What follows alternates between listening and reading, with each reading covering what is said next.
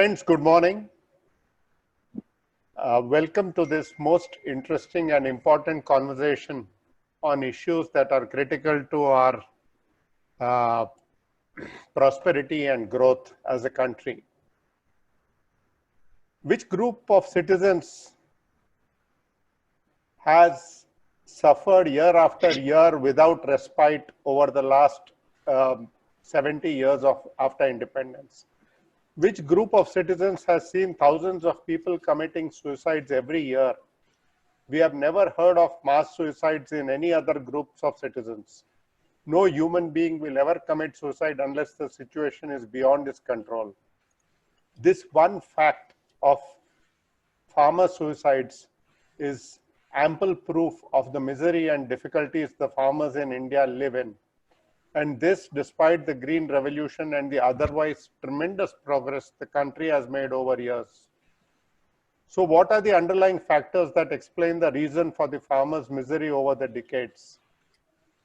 The 1991 reforms liberalized several manufacturing and services sectors from the licensed Raj and unleashed economic growth, the like of which we had never seen before. Over the next 25 years after 1991, above 35 crore Indians came out of poverty line, primarily because of the changes brought about by the 1991 reforms. Do you know which one sector was not affected by the 1991 reforms and was left in the decades-old socialistic style of working? It was agriculture. There has been no rational and sensible policy making that happened in agriculture which could help our agriculture sector grow in the same way in which telecom, airlines, IT, and every other modern sector has grown. This is despite the fact that the largest number of Indians are involved in and dependent on agriculture. Have you wondered why this is so? Years back, almost 30-40 years back, Sharad Joshi was a person who was a foreign service bureaucrat and an IITian. He quit service and became a farmer. He got a first-hand experience of what it means to be a farmer and why the Indian system has made the farmer necessarily live in misery. He started and spearheaded a movement for the farmers. He led several agitations and promoted the idea of liberalization of agriculture. Sharad Joshi is one of the unsung heroes of this country. He was way ahead of his time. His legacy is being carried forward by many of his followers, and one of the main ones being our speaker today. Gunwant Patil has worked closely with Sharad Joshi and has been part of the entire movement and agitations. He is carrying on the fine work of Sharad Joshi. We are delighted to have him here to tell us what could make India flourish by making agriculture flourish. Mr. Patil is a qualified mechanical engineer who is now devoting his life to promoting the cause of farmers. In addition, he also leads one of India's only liberal political parties. Mr. Patil has offered to speak in Hindi, and it is important that the message reaches all corners of the country and influences policy making. Before I invite him into the conversation, I would like to compliment him for having forced the government to adopt at least some of the reforms last week, which the Shetkari Sangatana has been promoting over the last several decades. Over the next 45 minutes, I shall be asking him just a few questions and he will expound on his views. Welcome to Manthan, Gunwant ji. नमस्कार गांधी जी। मैं आपका ये platform आप देने के लिए मैं आपका धन्यवाद देता हूं, क्योंकि मंथन ये शब्द से ही मुझे बहुत बड़ा लगाव है। क्योंकि कभी भी जहां पे किसानों के ऊपर आपत्ति आती है या नया क्वेश्चन निर्माण होता है, तब जोशी जी, मिस्टर शरद जोशी ऐसा करते थे कि पूरे किसानों को एक अधिवेशन बुलाते थे, बड़ा अधिवेशन बुलाते थे, और उस अधिवेशन में ये जो आपत्ति है उसके ऊपर अलग अलग बातें करते थे और लोगों से निकाल लेते थे, और पूरा 3 दिन ये चलता था। और 3 दिन के बाद 5 बजे का लास्ट का जो उनका स्पीच रहता था उसको हम मंथन कहते थे। उस मंथन से जो बटर निकलता है, जो मक्खन निकलता है, वो निचोड़ रहता था पूरे अधिवेशन का, और वो उस प्रॉब्लम का सॉल्यूशन देते थे। इसलिए ये मंथन शब्द से ही मुझे बहुत अच्छा लगाव लगा, और आप मंथन के लिए काम करते हैं और मंथन आपका टाइटल है, मुझे बहुत अच्छा लगा। इसलिए मुझे आज आपने शरद जोशी की भी फिर से याद दिलाई, और आपने वो ये स्टेज पे बुलाया, इसलिए मैं आपका धन्यवाद। आप हमें शरद जोशी के बारे में पहले बताइए। शरद जोशी जब स्विट्जरलैंड में थे और संयुक्त राष्ट्र में काम करते थे, उनका बहुत बड़ा हिस्ट्री है, आपके टाइम के कारण मैं कम में बोल रहा हूँ। तो स्विट्जरलैंड में जब काम करते थे संयुक्त राष्ट्र में, तब उनको लगता था कि यहाँ का पंतप्रधान वहां जाके क्या कटोरा लेके आता है और यहाँ मांगता है। अपना तो कृषि प्रधान देश है, ये जहाँ पे एक दाने के 100 दाने होते हैं, और वहां का पंतप्रधान यहाँ आके क्या करता है। उस क्यूरियोसिटी से वो एक प्रोजेक्ट लेके हिंदुस्तान आए, उन्होंने कुछ प्रोजेक्ट किया। उसके बाद उनको पता लगा कि किसानियत में कुछ गड़बड़ है, खेती में कुछ गड़बड़ है, किसानों के प्रति कुछ अन्याय हो रहा है। उसके बाद उन्होंने अपनी नौकरी छोड़ी और सीधा यहाँ आके रिसर्च शुरू किया। मतलब उन्होंने एक 23 एकड़ जमीन ली जहाँ पुणे के बाजू में अम्बेठान में, और वो जमीन ऐसी थी कि वहां पे पानी भी नहीं था, मतलब कोरडवाहू जमीन जिसे बोलते हैं, बगैर पानी की जमीन, जहां सिंचन नहीं था। और ऐसी जमीन लेके उन्होंने एक एक फसल लेनी शुरू की और अनुभव इकट्ठा करते गए। उसके बाद मतलब ये 75 में यहाँ हिंदुस्तान में आए, और 79 तक ये रिसर्च उनका चलता रहा। और पहला आंदोलन उन्होंने 79 में चाकन में शुरू किया, और जो बाद में लाइमलाइट हुआ 1980 में, जो प्याज का आंदोलन आजकल सिलेबस में यूनिवर्सिटी में भी आ गया है वो। तो प्याज का आंदोलन बहुत ही प्रसिद्ध रहा। और प्याज उन्होंने इसलिए चुना कि प्याज एक ऐसा मोनोपोली क्रॉप था कि जिससे सरकार झुक सकती थी। प्याज ने बहुत सारे इलेक्शन हराए थे, प्याज ने बहुत सारे इलेक्शन जिताए थे, और उसको पकड़ के उन्होंने ये आंदोलन शुरू किया। Call Mansi, I am in the मंथन मीटिंग। Sorry good. या तो इस तरह से शरद जोशी की एंट्री हिंदुस्तान में हुई, और संयुक्त राष्ट्र में रहने से उनको एक ग्लोबल एक्सपीरियंस था। उसमें भी संयुक्त राष्ट्र में रहने के कारण पूरे देश के सरकारों का तरीका, सरकारों के अर्थव्यवस्था, सरकारों की हैसियत, ये सब मालूम थी। और यहाँ आने के बाद उनको लगा कि अपने देश में ये क्यों नहीं है, ऐसा क्यों नहीं है। लेकिन उन्होंने जो हर देश के बारे में उन्होंने कहा कि हर देश में भी वैसा ही है। जैसे यहाँ पे उन्होंने इंडिया भारत, जहां सामने आप अगर क्वेश्चन पूछेंगे इंडिया भारत क्या है तेरी है, वो बाद में बताऊंगा मैं। लेकिन इंडिया भारत जैसा दो संस्कृतियां हिंदुस्तान में है, वैसे वर्ल्ड में भी ऐसे है। शहर से 10 किलोमीटर बाहर जाएंगे तो वहां पे भी गांव ऐसा ही उजड़ा हुआ है, जो सदियों से कुछ हुआ नहीं। ऐसा हर देश में, प्रगत देशों में भी ऐसा है, खाली शहर बड़े हो रहे हैं और गांव खत्म होते जा रहे हैं। ऐसा चित्रण था, वो हिंदुस्तान में भी था। इस तरह से उन्होंने फिर यहाँ पे आंदोलन, हेजिटेशन वगैरह आगे आगे बातें होती गई, और बहुत अलग अलग किस्से शरद जोशी के आंदोलन के बारे में, डिसिप्लिन के बारे में। शरद जोशी केवल ऐसे एनजीओ बोल के ऐसे उन्होंने नहीं आए थे, वो एक स्वतंत्रतावादी पुरुष थे। और सबसे बड़ा जो प्रॉब्लम है खेती में है, वो तो स्वतंत्रता की बात लेके हिंदुस्तान में आए थे। यहाँ पे कौन ज्यादा पारतंत्र में है, जो गुलामी में है, तो किसान है। तो किसान का इश्यू उन्होंने लेके ये लड़ाई लड़ी। ये करुणा के नाम पे नहीं लड़ी, मतलब कोई सिंपैथी के नाम पे उन्होंने नहीं लड़ी। ये उन्होंने लगा कि ये तो गलत है, और ये गलत है होने के कारण उन्होंने ये लड़ाई लड़ी। तो उनकी क्या आइडियोलॉजी थी? उनकी आइडियोलॉजी स्वतंत्रता में थी कि देश बड़ा नहीं है, आदमी बड़ा है और सिटीजन बड़ा है। सिटीजन बड़ा हो जाए तो देश ऑटोमेटिक बड़ा हो जाएगा। देश बड़ा है और सिटीजन पुअर है तो देश कैसे बड़ा हो सकता है? सब सिटीजन्स रिच है या बड़े हैं, अच्छे हैं, और देश गरीब है, ये तो नहीं हो सकता है। आदमी बड़ा है, इसलिए उन्होंने राष्ट्रवाद को इस तरह से फेंक दिया था कि राष्ट्रवाद के नाम पे जो भी होता है वो तो गलत है, कि स्काई इज द लिमिट।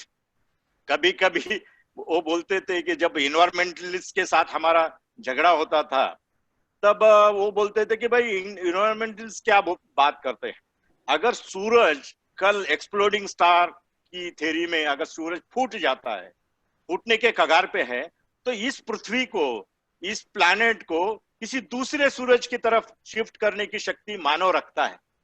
तो इस तरीके की सोच हम में रहनी चाहिए, ऐसी बात वो कहते थे उस टाइम। ठीक है, हम अब मुद्दे पे आते हैं। हाँ, आप ये बताइए, इतने फार्मर्स इतने साल से सुसाइड क्यों कर रहे हैं? देखिए, शरद जोशी का तत्वज्ञान बहुत सिंपल है और एक स्टेटमेंट में है।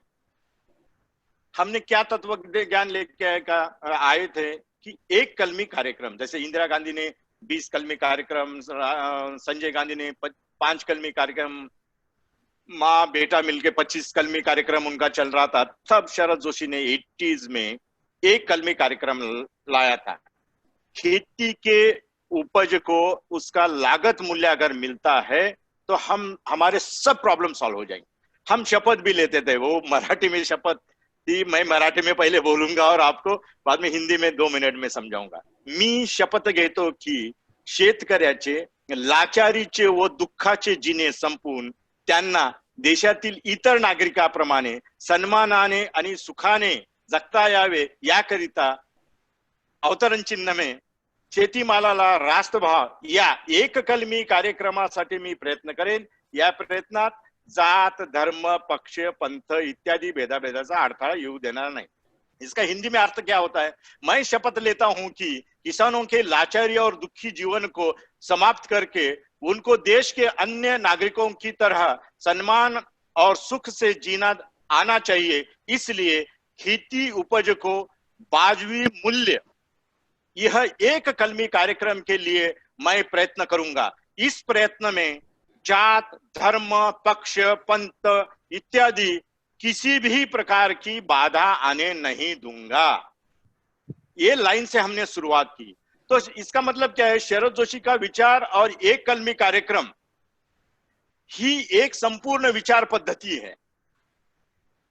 किसी एक वर्ग का प्रासंगिक स्वार्थ का तत्वज्ञान नहीं, ये पूरी विचार पद्धति है। और इस विचार पद्धति को लेके हम चलना शुरू किए और हम चलते गए। अगर कोई भी अगर अपना बिजनेस करता है, वो घाटे में जाता है तो क्या होगा? तो किसानों का ऐसा ही हुआ कि उसकी जो एक कलम है वो अगर पूरी नहीं होती और आप सोने के पत्रे भी देंगे तो वो कुछ नहीं होगा। जब तक उसका बिजनेस फायदे में नहीं आएगा तब तक कुछ नहीं होगा।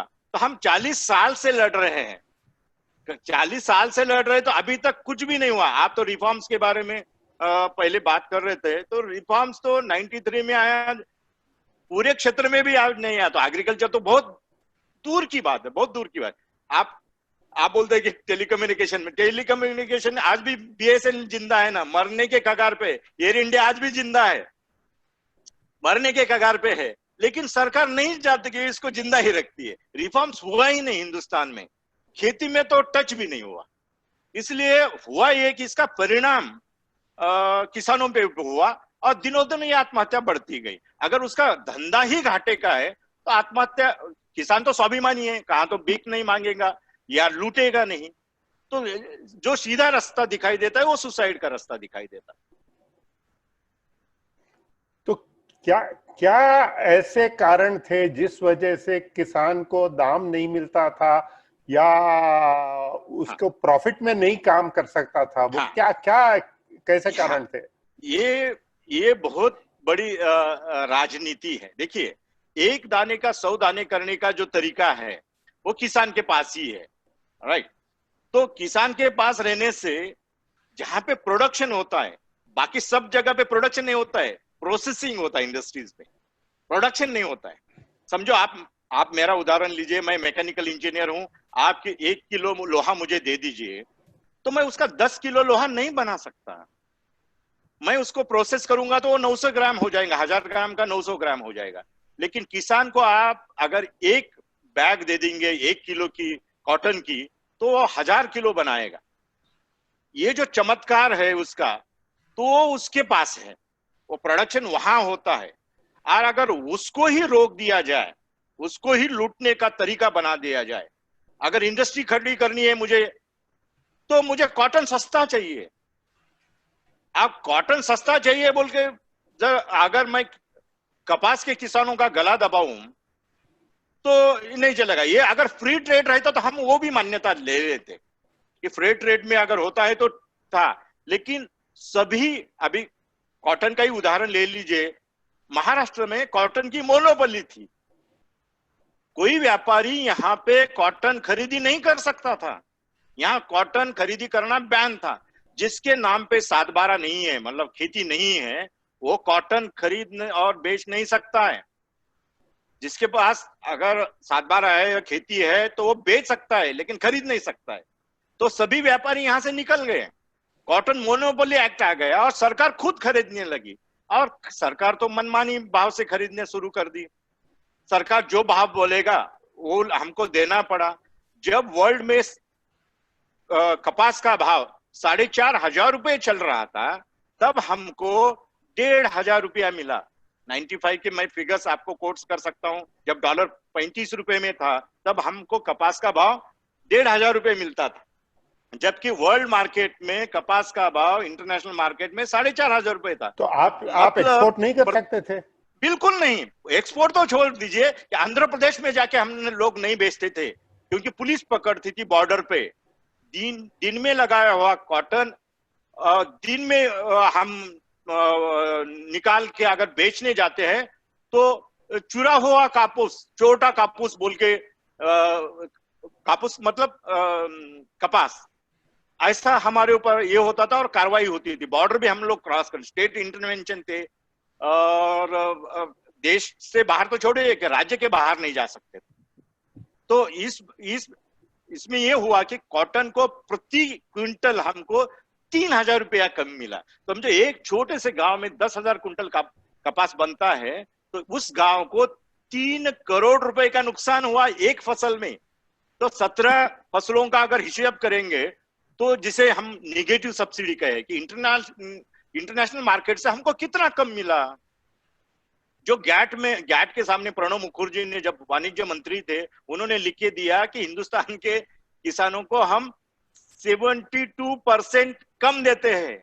100 का 60 करना बाप का नाम चलाना, ये जो कहावत थी वो सही थी। 100 का 60 करना बाप का नाम चलाना, मतलब हिंदुस्तान में जो भाव थे इंटरनेशनल मार्केट से बहुत ही कम थे, 1/3 थे। उसमें ऐसा हुआ कि पूरा ये खत्म हुआ, कॉटन मोनोपोली रहा, हर चीज में सरकार का इंटरवेंशन रहा। आज के डेट में भी सरकार इंटरवेंशन करती है। अभी कल जो अर्थ मंत्री निर्मला सीतारामन ने कहा कि भाई हम राज्यों में पूरे देश में आप बेच सकते हैं। अभी तक क्यों नहीं बेच सकते थे? इंडिपेंडेंट इंडिया में इतने दिन से पूरा हिंदुस्तान तो हमारा है, सारा भारत महान है। तो ये नहीं बेचने देने का कोई तो कारण होगा? कारण कुछ नहीं है। जहां जहां जो स्पॉट्स थे उनको पलवाने के लिए, मतलब जैसे कोऑपरेटिव सेक्टर में, कोऑपरेटिव कैसा था? कोऑपरेटिव को हम क्या बोलते थे? सहकार। ये सरकार की दासी है, सरकार के नाम से ही चलती है। तो सरकार किसी की सरकार है, उसके चेले चपाटों को फीड करने के लिए ऐसी एक्टिविज्म हो गया उनका, ऐसी एक्टिविटीज आ गई। और उसमें जो एपीएमसी बाजार समिति, ये लुटारूं के अड्डे बन गए। किसानों को लूटने का तरीका, किसान ऐसे तो बहुत अच्छा लगता है कि सब किसान जाएंगे वहां पे अपना माल बेचेंगे, वहां पे पूरी किसान की रहने का व्यवस्था रहेगी, उसके बैलगाड़ी में जाता है तो बैलों की खाने की व्यवस्था वहां पे होगी। ऐसा कुछ वहां होता नहीं है, लेकिन लॉ में तो ऐसा बताया गया है। लेकिन वहां पे जो है वो सब मिलके सिंडिकेट करके किसानों को लूटने का एक अड्डा बना लिया था, आज भी बना हुआ है। अभी कल जो रिफॉर्म्स के बारे में बात किया जाए, वो खाली ढीला किया है उन्होंने, पूरा खोला नहीं है, अबॉलिश नहीं किया है। उसको ढीला कर दिया है, फिर भी हमने थैंक्स बोला है ढीला करने के बावजूद। So then, do you think that freeing agriculture and globalization would have helped the agricultural Yes, reform? this is a lot, because it would have been done in 91 only. That was a miracle. Because देखिए, आप America में आज भी जाते हैं, या America तो बड़ा देश है, बाजू में थाईलैंड में जाइए या सिंगापुर में जाइए, आप जो आंध्र प्रदेश में थाली खाते हैं तो कितने में थाली मिलेगा? 100 रुपए में। आप ताजमहल होटल में भी जाएंगे वहां पे तो 100 रुपए में अच्छी थाली मिलेगी, फुल खाना मिलेगा। सिंगापुर में जाएगा तो 1500 रुपए लगेगा आपको उसी थाली के लिए। मैं कोई बड़ी थाली और नॉनवेज वाली थाली और विथ डिनर वाली थाली ऐसे नहीं बोल रहा, सिंपल खाना। तो ये जो डिफरेंसेस थे, हर देश में खाना महंगा और हमारे देश में सस्ता। हम जब बोलते थे कि 10 रुपए में राइस प्लेट, हराम का माल कितना भी खाओ, ये अगर तरीका रहेगा, हमारे लागत मूल्य नहीं मिलता है, हमारा अनाज 2 रुपए किलो में बाजार में बांटा जाता है, तो हम बाजार में अपना माल लेके कैसे जाएंगे? 2 रुपए में सरकार ही बांट रही है तो हम कैसे क्या करेंगे? टूथपेस्ट नहीं बांट रही है, दवाएं नहीं बांट रही है, बाकी चीजें नहीं बांट रही है गरीबों को, हमारी चीजें क्यों बांट रही है? No, ये so question there's a common complaint Yeah. that the farmers get power free, they get water free, their fertilizer is subsidized, Actually, and their income is not taxed. And actually that is a myth. yes, actually कैसे देखा जाए, तब electricity हमको free क्यों? भाई हमको free दे रहे हैं आप, क्यों हमारे ऊपर कृपा कर रहे हैं? हमें आपकी कृपा नहीं चाहिए, सूट सब्सिडी का नहीं काम, हमें चाहिए पसीने का दाम। आप हमको हमारा जो लागत मूल्य जो है ओपन मार्केट में जाने, आप नहीं दे सकते तो ओपन मार्केट में जाने, वो नहीं देते, बाकी सब चीजें देते हैं। देखिए, कोई नर्सरी चलाता है प्लांट्स की, तो प्लांट बेचने वाला रिच हो जाता है, लेकिन प्लांट खरीदने वाला रिच नहीं होता है। जैसे खाद को सब्सिडी है, वो कारखानेदार, वो उद्योगपति, वो रिच हो जाता है। जो खाद से हमने खेती में डाला है वो रिच नहीं होता है। तो ये सब्सिडी हमारे फायदे की नहीं है, वो इंडस्ट्री के फायदे की है, उनको बढ़ाने के लिए सब किया जाता है, हमारे लिए नहीं होता है। हमारा तो नाम है। correct. But do you? There is a demand, sir, constantly that at least the rich farmers should pay income tax. This is also a very good joke, actually. That is. Who is a rich? India has got Ceiling Act. You know that? India has got Ceiling Act. हम 54 एकड़ के ऊपर, अगर बगैर पानी वाली जमीन है, एकदम पहाड़ वाली जमीन है, तो 54 एकड़ रख सकते हैं हम। अगर पानी वाली जमीन है, यहाँ नहर आती है, सरकार का पानी आता है, तो 18 एकड़ से ऊपर हम नहीं रख सकते। 18 एकड़ वाला रिच फार्मर अगर आप कहते हैं तो ये तो गलती होगा। अमेरिका में जाके देखिए, 350 एकड़ से नीचे अगर फार्मिंग आता है तो घाटे में जाता है, वो नहीं करता है। वहां सीलिंग एक्ट नहीं है। 350 एकड़ से नीचे वो लोग खेती नहीं करते, क्योंकि वो मास में नहीं कर सकते टेक्नोलॉजी यूज करके। यहाँ पे तो रिच फार्मर और पुअर फार्मर, ये दोनों में झगड़ा लगा दिया है ये लोगों ने। और ये ऐसी स्टोरी बना दी गई है, जमींदार की पुरानी स्टोरी निकाल के ये स्टोरी में मिक्स कर दी है। और ये समाजवादियों का बहुत बड़ा नाटक है। और इसमें जमीन के बंटवारे के बारे में बहुत सारे आंदोलन किए इन्होंने। नक्सलाइट मूवमेंट वही तो था, लेकिन बाकी के बंटवारे में क्यों नहीं आपने आंदोलन किया? शहरों के बारे में आपने 2 बिल्डिंग आपने बांधी है तो 1 बिल्डिंग गरीबों को दे दो, ऐसा क्यों नहीं आंदोलन हुआ? 4 फ्लैट आपके पास है तो 2 फ्लैट गरीबों को दे दो, ये क्यों नहीं हुआ?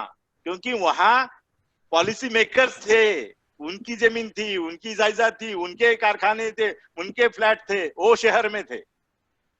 हमारी जमीन क्यों बांट रहे हैं आप? तो जमीन खत्म हो गई है। जिस देश में ज्यादा से ज्यादा लोग खेती पे है वो सब देश गरीब देश है। जिस देश में कम से कम लोग खेती पे है वो रिच देश है। जिस देश में बिल्कुल खेती नहीं करते वो अति रिच है, स्विट्जरलैंड जैसे देश। ये पूरा गणित बदल गया है, खेती का पूरा कैलकुलेशन बदल गया है। इसलिए रिच फार्मर पुअर फार्मर यहाँ नहीं है। वो आप अमेरिका में जाके बात कीजिए, यहाँ नहीं हो सकता है वो। यहाँ रिच है ही नहीं कोई।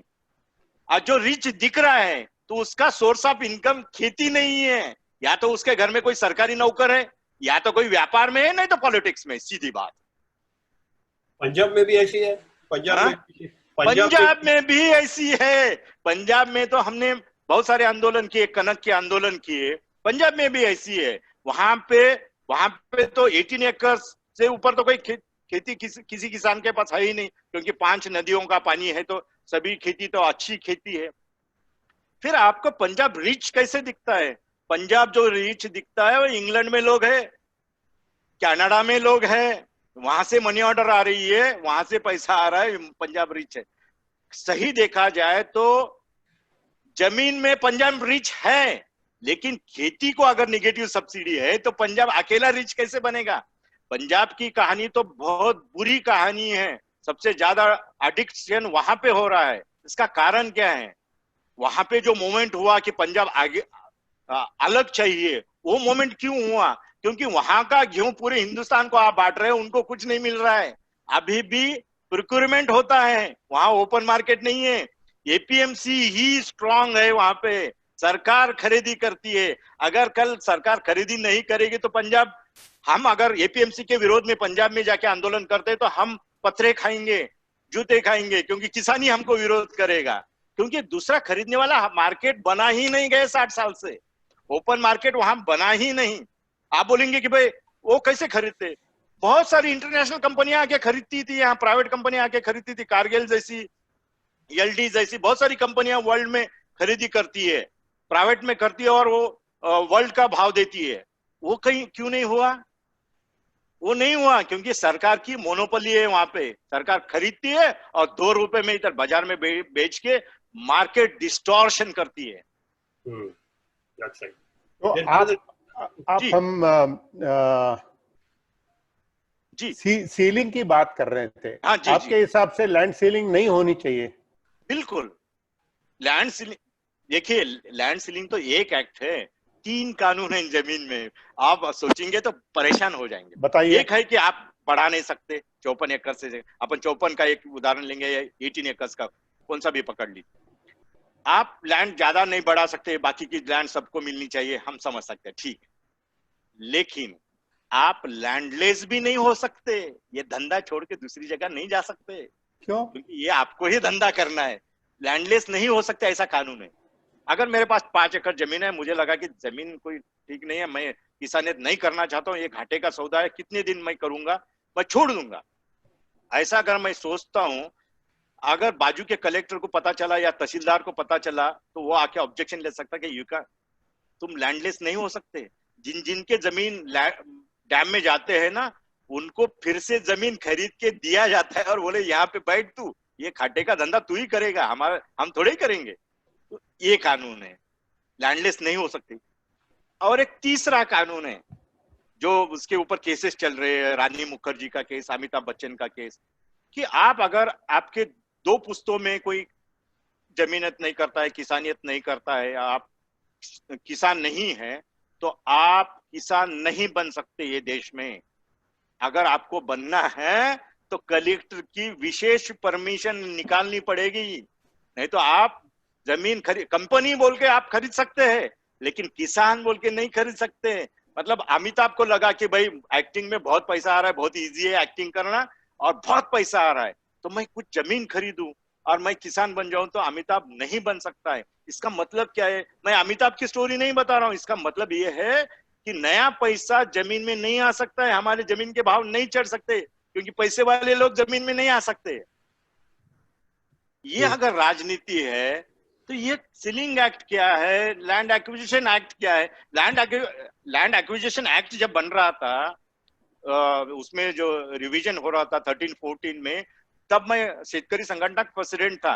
मैं और भूपेंद्र सिंह मान केसीसी के चेयरमैन, हमारे ऑल इंडिया के बॉस, मैं महाराष्ट्र का बॉस था, और वामन राव चटक हमारे आमदार थे, और सरोज काशी, हम 4 मिलके हम रिप्रेजेंट करने गए थे। और 30 जेपीजी कमेटी बैठे, ज्वाइंट पार्लियामेंट्री कमेटी बैठी थी, और आहूवालिया उसके चेयरमैन थे, और सभी पक्ष के लोग वहां पे एमपी बैठे थे, 30 लोग, और वो हमको अलग अलग क्वेश्चंस पूछ रहे थे, तब मैंने ये सरकार को पूछा कि भाई लैंड रिफॉर्म्स तुम करोगे कि नहीं?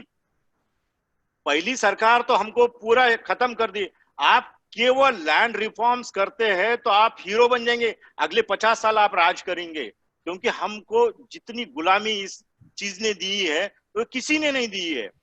तो उस टाइम कुछ नहीं हुआ, हमने 11 टाइम्स भाव मांगा था किसी जमीन को आप एक्वायर करते हैं सरकार, क्यों 11 टाइम्स मांगा? हमने कोई कैलकुलेशन नहीं किया, जैसे मजदूर 100 रुपए का 150 रुपए मांगते हैं, ऐसा नहीं किया।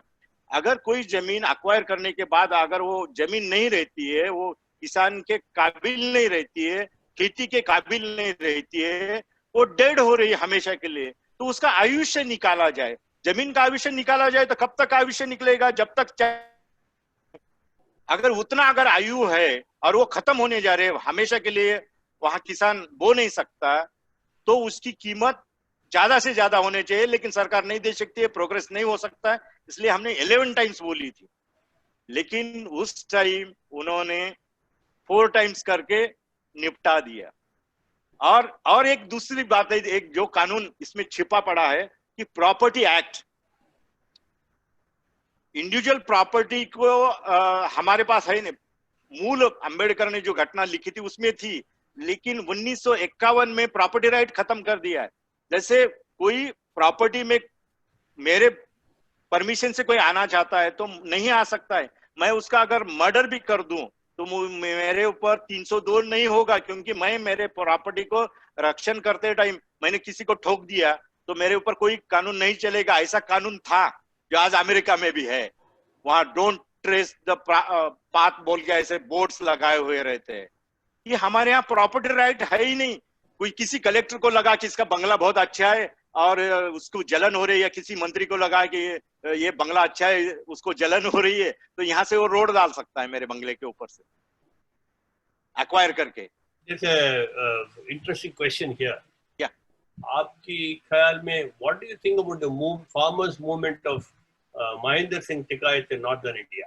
How is it different and how what is common in your movement? Actually Mahendra Singh Tikait का जो मूवमेंट था वो कैसा था कि एक फैक्ट्री लीडर की तरह था, यूनियन लीडर की तरह। शरद जोशी का जो लीडरशिप था वो अर्थशास्त्र से निगड़ित था, इतिहास से, अर्थशास्त्र से, ऐसा पूरा मोमेंट था जो महात्मा ज्योतिबा फुले के बाद शरद जोशी ने नए तरीके से, और कार्ल मार्क्स के बाद शरद जोशी ने नए तरीके से, उन्होंने, कार्ल मार्क्स ने क्या किया था, जो लेफ्टिस्ट मोमेंट चला, टेक्नोलॉजी जब आई, स्टीम इंजिन आए 17th सेंचुरी में, ये सब चेंजेस हुए, तब कार्ल मार्क्स का मोमेंट आया था, वो श्रम के शोषण के बारे में लिखा था। और शरद जोशी ने जो मोमेंट चलाया श्रम की प्रतिष्ठा, श्रम की प्रतिष्ठा के बारे में इन्होंने मोमेंट चलाया कि मालिकियत की लड़ाई, अगर ये मालिक है एक दाने का 100 दाना करता है तो मालिक खत्म हो गया है और नौकर बड़ा हो गया है। देखिए कैसा पहले मुहावरा था, उत्तम खेती, मध्यम व्यापार, थर्ड क्लास नौकरी, चाकरी, नौकरी या चाकरी बोलते हैं। अभी उल्टा हो गया,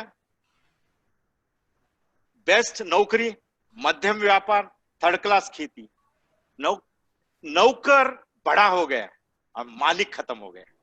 यहाँ मालिक खत्म हो गया, नौकर बड़ा हो गया। आप अपने बच्चों को आप पढ़ाने के लिए भेजते हैं तो किसान बनने के लिए थोड़ा ही भेजते, आईएएस बन, आईपीएस बन, बड़ा बनाने का है, क्योंकि बड़ा नौकर बन, बड़ा गुलाम बन, जाके कमिश्नर को यस सर बोल, तब तू प्रोग्रेस करेगा, तू जाके मालिक बनेगा, कुछ जाके बेचेगा, उस दुकान का मालिक होगा, फैक्ट्री का मालिक होगा, तो नहीं, तुझे उतनी कीमत नहीं है। पावर वहां पे है, power corrupts, absolute power corrupts absolutely. हम सत्ता में जाना चाहते हैं ताकि हमारे पास पावर मिले, हम नौकरी करना चाहते हैं कि हमें पावर मिले, हम लूटने का एक नया हथियार मिले, इसलिए वो बड़ा हुआ। खेती खत्म हो गई, मालिक खत्म हो गया। और शरद जोशी का मूवमेंट मालिक बनाने का, चाहे वो ठेले वाला हो या होटल वाला हो, तो वो मालिक है। 2 लोगों को अगर नौकरी देता है तो पोशिंदा है, किसी को जीने का तरीका बताता है, वो बड़ा आदमी है, क्योंकि वो एम्प्लॉयमेंट देता है।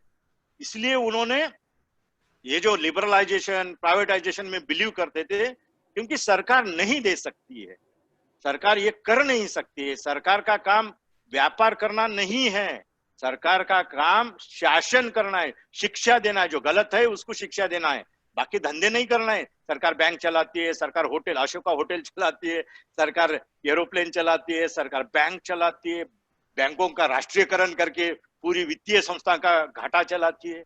ये क्या कर रही है सरकार? एसबीआई जैसे बड़े बड़े बैंक 4.5 लाख करोड़ के एनपीए दिखा रहे हैं। इससे और बुरा क्या हो सकता है अपने देश का हाल? कितने ट्रिलियन इकोनॉमी बना रहे हैं आप, कैसे बनाएंगे आप? आपको लेकिन एमएसपी तो मिलता है, एमएसपी होने के बाद क्यों दिक्कत है? नहीं सर, एमएसपी तो एक षड्यंत्र है। एमएसपी क्या है? बाजार का भाव नहीं है, उसमें कुछ बाबू लोगों ने, कुछ नौकरशाह ने टेबल पे, एयर कंडीशन टेबल पे बैठ के उन्होंने कैलकुलेशन किया है कितना लगता है। खाद की गाड़ी 2 रुपए की, बिजली का बिल तो पकड़ा ही नहीं, पानी का बिल तो पकड़ा ही नहीं, ऐसा करके उन्होंने भाव निकाला है।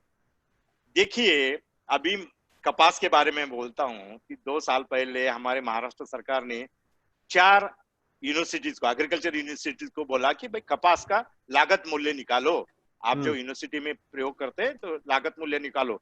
उन्होंने निकाला 6,964 रुपया पर क्विंटल। सरकार का क्या था एमएसपी? 4,900, 4,800, मतलब 6,000 हमने खेत में डाला और 4,900 निकाला। 7,000 हमने खेत में डाला और 5,000 निकला, मतलब 2,000 का बटा। तो हर एक जगह अगर ऐसे होता है, वो आप एमएसपी को बहुत बड़ा समझते हैं, सरकार बहुत हमारे ऊपर ये कहते हैं। हमें एमएसपी नहीं चाहिए, आप एमएसपी से हमें हटा दीजिए और जो मार्केट चल रहा है, जैसे एडम स्मिथ कहते थे कि ओपन मार्केट में इनविजिबल हैंड चलते, किसको क्या चाहिए वो मार्केट खुद तय करता है।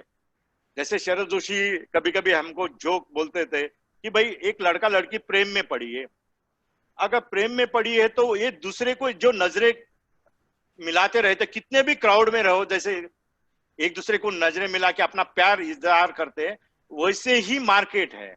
मार्केट में जिसको जो चाहिए वो प्रेम से मिलाने की, अपने ट्रेड के जो नॉर्म्स है वो पकड़ के चलने से ये मार्केट ठीक हो जाएगा। हमको लगता है कि गन्ने का भाव नहीं है तो हम गन्ना नहीं लगाएंगे, हमको लगता है कि तुअर को भाव नहीं है या मूंग को भाव नहीं है तो हम नहीं लगाएंगे। हम डिसिप्लिन में आ जाएंगे, ऑटोमेटिक आ जाएंगे। लेकिन कुछ लगाएंगे तो कुछ हो जाएगा, उसका कोई मार्केट भी तय नहीं कर पाता है, सरकार भी तय कर नहीं पाती और किसान नहीं करता है, तो इसमें ग्रम्बल्ड हो जाएगा। तो किसान के ऊपर आपको उपकार या एहसान करने की जरूरत नहीं। आप जो हमारे पीठ पे बैठे हैं ना, तो वो उठ जाइए, हम करेंगे। जैसे महात्मा गांधी बोलते थे, ये आप सरकार से कह रहे हो?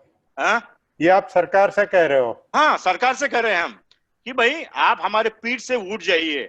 जैसे महात्मा गांधी बोलते थे, गरीबों के लिए कुछ करने की जरूरत नहीं, सरकार बोल के जो आप इसके पीठ पे बैठी है, आप पीठ से उठ जाइए, वो खुद करेगा। वैसे ही शरद जोशी बोलते थे कि किसानों के पीठ के ऊपर आप जो कानून बना के बैठे हैं और उसको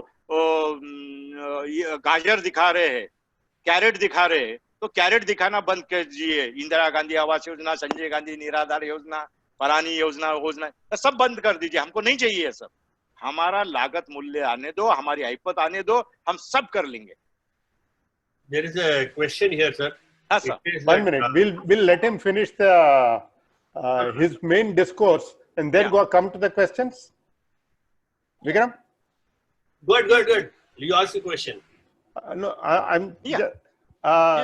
So अभी आपका कहना है कि आप आपके स्टेट के बाहर बेच नहीं सकते, आप ओपन मार्केट में बेच नहीं सकते, आप एक्सपोर्ट नहीं कर सकते, आप जमीन जितनी सरकार कहती है उससे ज्यादा जमीन ले नहीं सकते, और आप आपके खर्चे का मूल्यांकन करके उससे ज्यादा पैसे में बेच नहीं सकते। यस।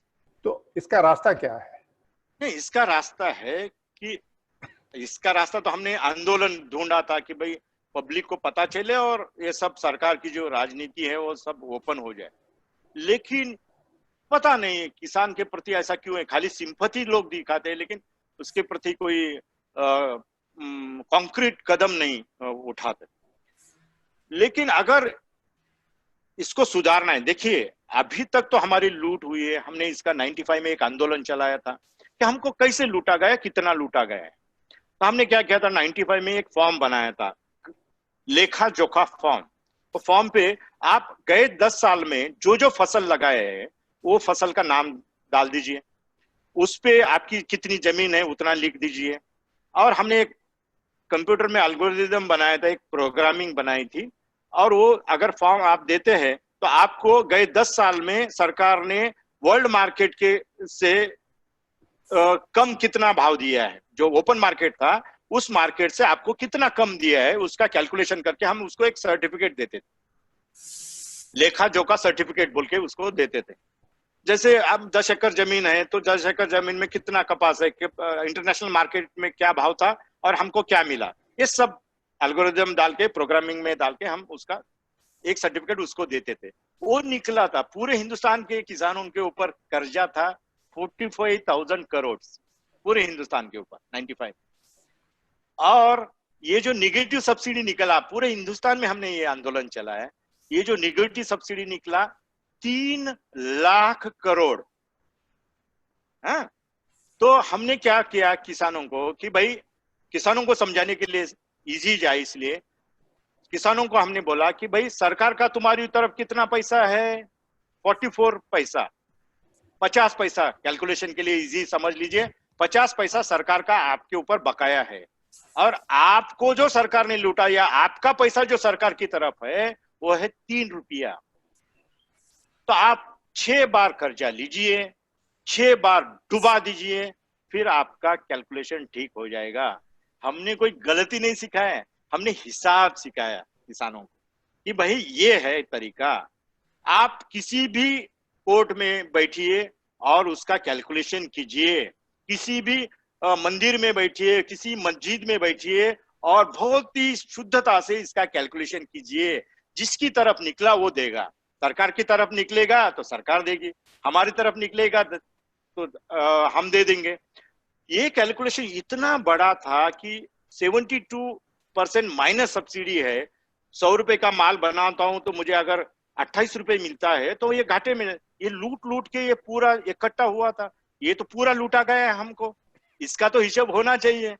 अब हम इतने सीरियस हो गए, कैंसर के पेशेंट के वैसे हो गए, इतने सीरियस हो गए कि आप बोल रहे कि अभी दौड़ो, अभी दौड़ो, हम आपको खुला कर देंगे कल, दौड़ो। आप कैसे खुला कर देंगे भाई, पहले ऑपरेट करना पड़ेगा, इसका कैंसर निकालना पड़ेगा, बाद में उसको रेडिएशन देना पड़ेगा, कीमोथेरेपी देना पड़ेगा, तब ये उठ के चलेगा। इसी तरह किसान को इतना लूटा गया, इतना लूटा गया कि डेली उसका एक हजारों में लोग आत्महत्या कर रहे हैं। तो पहले उसको उठाने के लिए रिफॉर्म्स करना पड़ेगा कि पहले उसके ऊपर, सर के ऊपर जितना कर्जा है पहले राइट ऑफ कर दो। राइट ऑफ करने के बाद प्रॉब्लम सॉल्व होगा क्या? नहीं होगा। फिर क्या करना पड़ेगा? पूरा इंफ्रास्ट्रक्चर खड़ा करना पड़ेगा, जो इसको इंडस्ट्री के नाम पे उसको जो लूटा गया है, इसका जो सरप्लस चुरा के लेके गया है, उसका पूरा कॉम्पनसेट करना पड़ेगा। उससे भी चलेगा क्या? उसे नहीं तो उसके हाथ में नए बीज देके नया मार्केट देना पड़ेगा। वो अगर कल प्रोडक्शन बहुत अच्छा करता है, सब इंफ्रास्ट्रक्चर खड़ा हो गया, उसकी फसल अच्छी आ गई, अगर मार्केट नहीं है, उसको भाव नहीं है तो नहीं चलेगा। जैसे बलि राजा को वामन ने 3 पावल से खत्म कर दिया, वैसे शरद जोशी ने कहा था कि 3 पग रख के इस किसान को बाहर निकाला जाता है। फर्स्ट राइट ऑफ कर दो, इंफ्रास्ट्रक्चर खड़ा कर दो और उसको एक अच्छा बाजार दो जो इसके ऊपर बाकी न हो। हमने कर्ज माफी कभी नहीं मांगी, हमने कर्ज मुक्ति मांगी। जिस धंधे में हमारे ऊपर बकाया होता है, ऐसा धंधा नहीं होना चाहिए। हम हर बार बैंक की तरफ हमको क्यों जाना पड़ता है? ये जाने की नौबत नहीं आए, ऐसा व्यवस्था हो कि जो सेल्फ इंडिपेंडेंट हो, सेल्फ रिलायबल हो। इसके लिए अगर ये सब इंफ्रास्ट्रक्चर बनता है तब हम बचेंगे, नहीं तो आप कितना भी पैसा बांटिए, हम लेंगे, खेत में डालेंगे, खत्म हो जाएगा, हम भी आत्महत्या कर लेंगे और बैंक खत्म हो जाएगा। तो ये जो हमारे ऊपर ब्लेम आता है ना, ये कर्जा हम माफ मांगते रहते, हम कभी मांगते नहीं। हमें कुछ नहीं चाहिए, हमें फ्री कर दो। एक बहुत बड़े किस्से इश्यू पे आते हैं। हाँ जी, जीएम क्रॉप्स। हाँ, आपका क्या इस पे राय है? देखिए, हर टेक्नोलॉजी हमको जिताती है, पॉजिटिव वे से ही पकड़िए। आप बोलेंगे कि अणुबॉम्ब, तो उसको थर्मल से आप इलेक्ट्रिसिटी बना सकते हैं ना, आप अणुबॉम्ब क्यों बना रहे हो? कोई भी नई टेक्नोलॉजी, हम देखो मुगल कैसे आए हैं हिंदुस्तान में, यहाँ तो इतनी बड़ी आबादी थी, तो उनके पास तोप थे, हमारे पास तलवारें थी। ब्रिटिश क्यों आए? उनके पास बंदूकें थी, हमारे पास तलवारें थी। कभी भी टेक्नोलॉजी जीतती है, टेक्नोलॉजी से पूरा वर्ल्ड चलता है। अभी एक सेपियंस नाम की बुक आई है जो हमारे थ्योरी से बहुत सारा रिलेटेड है, लेकिन बहुत सारी चीजें उसमें भी कम है जो हम शरद जोशी बताते थे। तो बायोटेक्नोलॉजी फ्यूचर है, बायोटेक्नोलॉजी फ्यूचर है, इसलिए कि जैसे 62 में ग्रीन रिवॉल्यूशन हुआ लाल बहादुर शास्त्री के जमाने में। तब क्या हुआ था, ग्रीन रिवॉल्यूशन में हाइब्रिड और खाद दो चीजें आई। हाइब्रिड क्या है? दो प्लांट को हम लेते हैं, उसमें जो अच्छी गुणवत्ता वाला प्लांट है उसको डोमिनेट अगर करता है तो 10-12 साल में उसका एक अच्छा ब्रीड बनता है। उसको ब्रीड बनाने वाले को ब्रीडर बोलते हैं।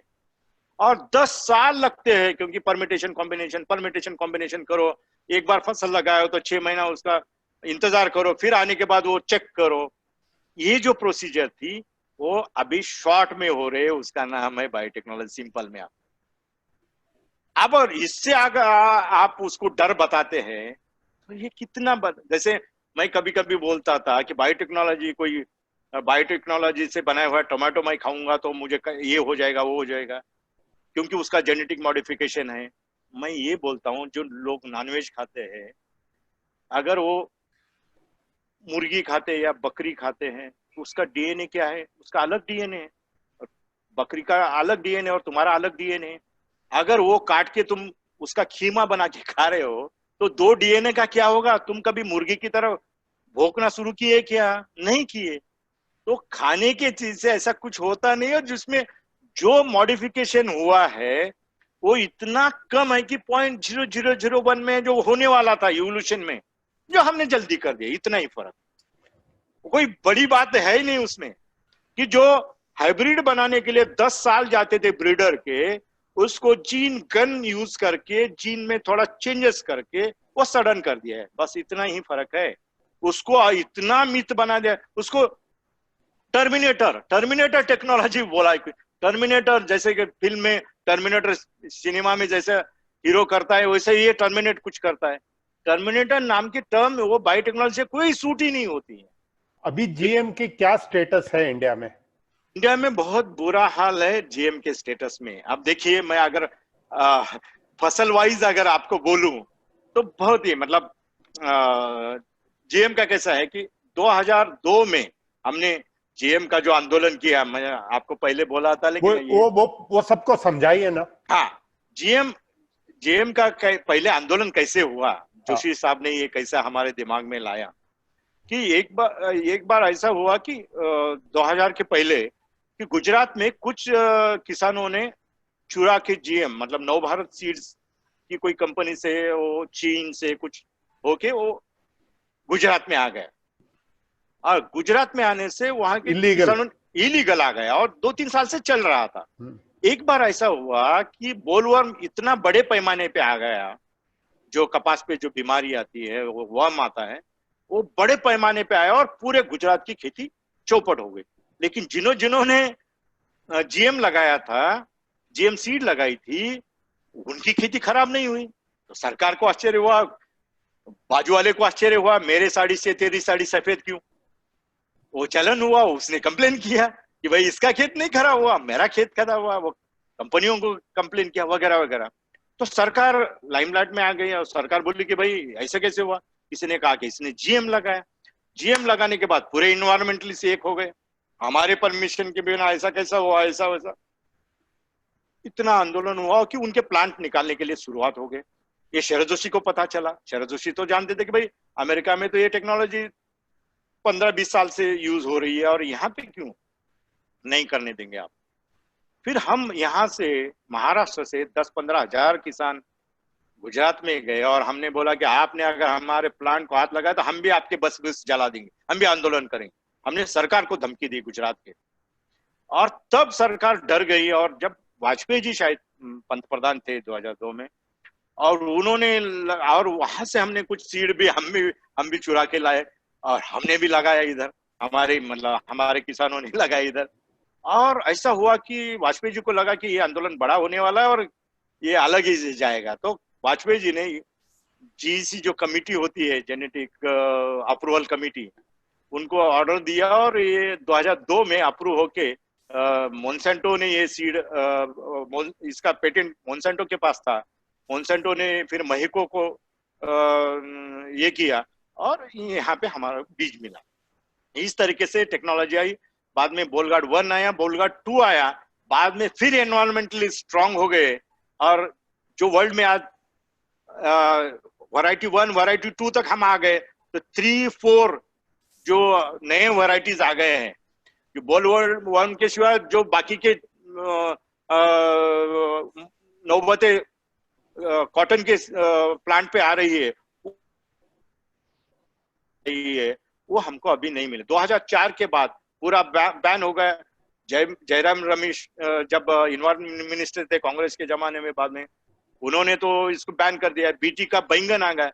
बीटी का बैंगन ये महिको, हमारे जालना, महाराष्ट्र में जालना में वो सीड बनता है बीटी का, लेकिन हिंदुस्तान में उसकी अलाउड नहीं है। वो बांग्लादेश में जाके बेचते, क्योंकि बांग्लादेश उन्होंने परमिशन दी है। फिलीपींस में बिकता है, लेकिन इंडिया में नहीं बिकता है क्योंकि वो बैन है। इंडिया में हिंदुस्तान में कपास छोड़ के कुछ भी बीटी का नहीं है। आज के डेट में हम अगर मक्का, मेज और सोयाबीन को अगर हम बीटी आने नहीं देते हैं तो इंटरनेशनल मार्केट में हम compete नहीं कर सकते। सोयाबीन इंटरनेशनल मार्केट में 2100 रुपए क्विंटल है, क्योंकि उनका प्रोडक्शन बहुत बढ़ गया है। 1 एकड़ में 25 क्विंटल वो निकाल सकते हैं, और हमारा प्रोडक्शन कॉस्ट हिंदुस्तान में सोयाबीन का 3300 रुपए है। 3300 रुपए से कम अगर सरकार बाजार में भाव आ जाता है तो हम पूरे फ्लैट हो जाएंगे। तो ऐसा जो अगर बीटी नहीं आने से ऐसा हो जाएगा कि अभी तक वर्ल्ड में ऐसा था कि वर्ल्ड में सभी खेती की जो भी उपज थी वो महंगी थी। उन्होंने टेक्नोलॉजी ला के वो सब उपज के कीमतें कम कर दी, प्रोडक्शन बढ़ाया और कीमतें कम की। हमारे पास प्रोडक्शन बढ़ा नहीं, हमारा प्रोडक्शन दिनों दिन घटते जा रहा है। कोई भी बीज का पोटेंसी रहता है, वो पोटेंसी खत्म होने के बाद नया बीज लाना पड़ता है। कोई पुराना बीज हमारे दादा परदादा ने लिया वाला अगर बीज आप चलाते रहेंगे तो आप अपना खाना खा सकते हैं, एक्सेस प्रोडक्शन नहीं कर सकते हैं, इससे व्यापार नहीं कर सकते हैं और बाजार में नहीं आ सकते, आप मोबाइल का बिल नहीं भर सकते, हाँ खाना खा सकते हैं। तो अगर ऐसे बीज आने नहीं देते तो आप खत्म हो जाएंगे। ये जैसे देखिए कि भाई कॉटन में तो ऐसा हुआ, कॉटन का एक है, कॉटन में जो हर्बिसाइड्स मतलब जो वैरायटी आई कि भाई उसके ऊपर अगर अंदर वीड्स होता है, उसके ऊपर अगर ये माल स्प्रे करते हैं तो जल जाएगा। तो हर्बिसाइड टॉलरेंट वाला जो सीड आया वो तो बैन है, लेकिन पपाया में है ऐसे 25 जो फसलें है उसमें पूरा बायोटेक्नोलॉजी आ गया है या जीएम टेक्नोलॉजी आ गया है, लेकिन सरकार किसी को अलाउड नहीं करती। मैं फिलीपींस गया था, फिलीपींस में मैंने गोल्डन राइस देखा। गोल्डन राइस जो राइस अभी बन के रेडी है और फिलीपींस में अभी ट्रायल भी हो रहे हैं, और वियतनाम में शायद ट्रायल शुरू कर दिए, और थाईलैंड शायद राइस जिनको रिक्वायरमेंट है वो लोगों ने शुरू किया। क्योंकि एक गोल्डन राइस जो है वो जेनेटिक मॉडिफाइड क्रॉप है, उसमें 2 मिनरल्स है और 2 विटामिन है। अगर वो अगर आ गया राइस जो हमारे पास पूरे एशिया में या पूरे एशिया में कभी 90,000 लोग बच्चे ब्लाइंड के शिकार होते हैं या आंखों का प्रॉब्लम आता है, अगर ये राइस उसकी माँ खाए और बच्चों को भी खिलाए तो विटामिन सी, बीटा कैरोटीन, ये सब उसमें कवर हो जाता है। मतलब गरीबों के लिए भी ये राइस कल जाके एक स्टेपल फूड, बहुत बड़ा स्टेपल फूड बन सकता है। लेकिन अगर ये टेक्नोलॉजी आप लाने नहीं देंगे, फ्यूचर का सोच नहीं रखेंगे, तो आप किसी कंपटीशन में नहीं रहेंगे। हम किसान तो मर ही जाएंगे, लेकिन आपको लेके डूबेंगे, ऐसी वाली बात हो जाएगी। आज किसानों को खुला क्यों किया जा रहा है? कोविड-19 के कारण, क्योंकि कल की भूख दिख रही है सरकार को कि अगर जून में हमारी बुआई नहीं होगी तो हम क्या खिलाएंगे? एफसीआई के सब गोडाउन खाली हो जाएंगे। उन्होंने, आपने जो प्रोक्योरमेंट कर करके वो जमा करके रखा था, सब खत्म हो जाएगा। कितने दिन बांटेंगे आप? इसलिए नए सीड को आप स्टडी कीजिए। जो बायोटेक्नोलॉजी में बच्चे पढ़ रहे, यूनिवर्सिटी में लोग पढ़ रहे, उनका क्या होगा? वो पॉजिटिव लाइन। नया टेक्नोलॉजी मैं आपको बोल रहा हूं कि भाई अभी जो भी नया इन्वेंशन चल रहा है कि बायोटेक्नोलॉजी और कंप्यूटर में जो एल्गोरिदम, ये दो चीजें ही वर्ल्ड को लीड कर रही है। जो जिसके हाथ में ये आ गई है वो राजा बन जाएगा, चाहे वो स्टूपिड के हाथ में जाए या शाने के हाथ में जाए, तो वो तो राजा बनेगा। लेकिन ये टूल है, ये टूल को आपको यूज करना पड़ेगा, ये कंपटीशन में आपको आना पड़ेगा। मैं 2 सवाल पूछूंगा और उसके बाद ऑडियंस के सवाल पे जाएंगे। जी जी जी। एक मेजर इश्यू है कस्टमर वर्सेस फार्मर। हाँ, गवर्नमेंट ने किसको सपोर्ट करना चाहिए? Customer versus farmer. हाँ। देखिए, हाँ, कस्टमर वर्सेस फार्मर नहीं। देखिए, व्यापार का हमको विरोध भी नहीं है, हम व्यापार के विरोध में नहीं है। जो सरकार व्यापार बनी है उसके विरोध में है, एक बात है। दूसरा बात है कि हिंदुस्तान में व्यापारी है नहीं, कि जो भी है सरकारी एजेंट है। सरकार जो भी आड़तिया है उसको क्या बोलते? कमीशन एजेंट बोलते, सरकार का चमचा है। देखिए, व्यापारी हमको नहीं लूट सकता है। ये जो चल रहा है मार्केट में, व्यापारी लूटता है। लूटने के लिए 2 चीजों की जरूरत होती है, एक है हथियार और दूसरा है कानून।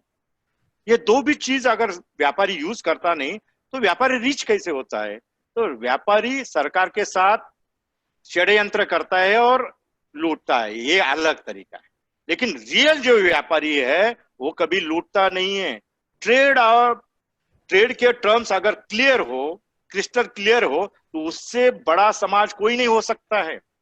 हम मानव का जो इवोल्यूशन हुआ वो व्यापार के कारण, लेन देन के कारण ही हुआ।